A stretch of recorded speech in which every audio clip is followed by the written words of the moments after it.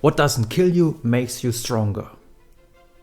Is this old saying really true?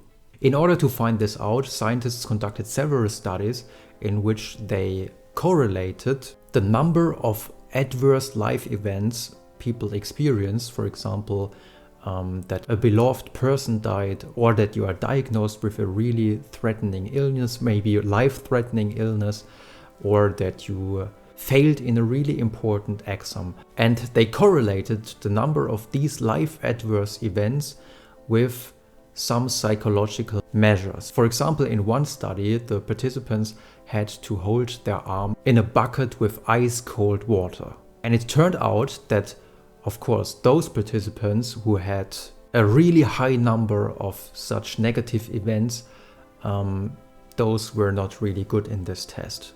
They struggled a lot. But those people who had experienced almost no negativity were also bad. Whereas those who had experienced about 4 to 5 really negative events were able to hold their arm for the longest time, and they also experienced, as they said, the least negative feelings. It seemed like the ice cold water did not harm them that much.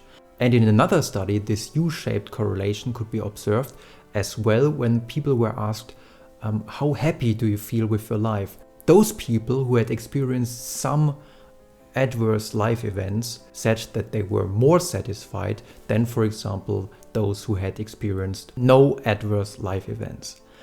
So to some extent, the old saying, what doesn't kill you makes you stronger, seems to be true. And one of the obvious reasons is that the more negative events you have to go through, the more experience you get.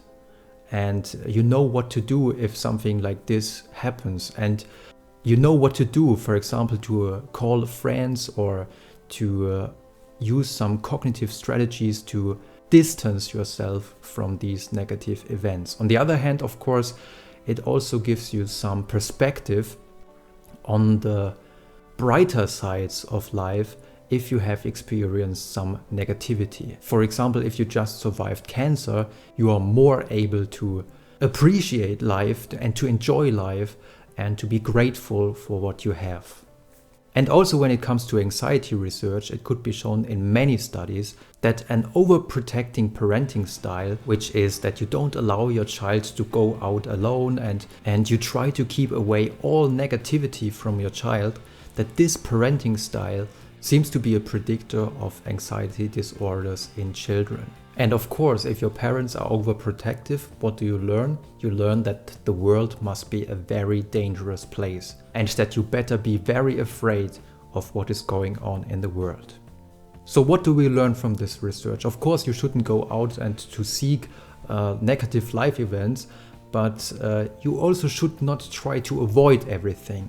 Try to accept that negative events, discomfort, I mean, today we live in such a world of comfort. We can get everything we want to eat from a supermarket. We can go very big distances in air-conditioned cars. We sit in very comfortable chairs, or we have very comfortable shoes, and everything is constructed that we don't have to feel any pain. And if we feel pain, we can also take painkillers.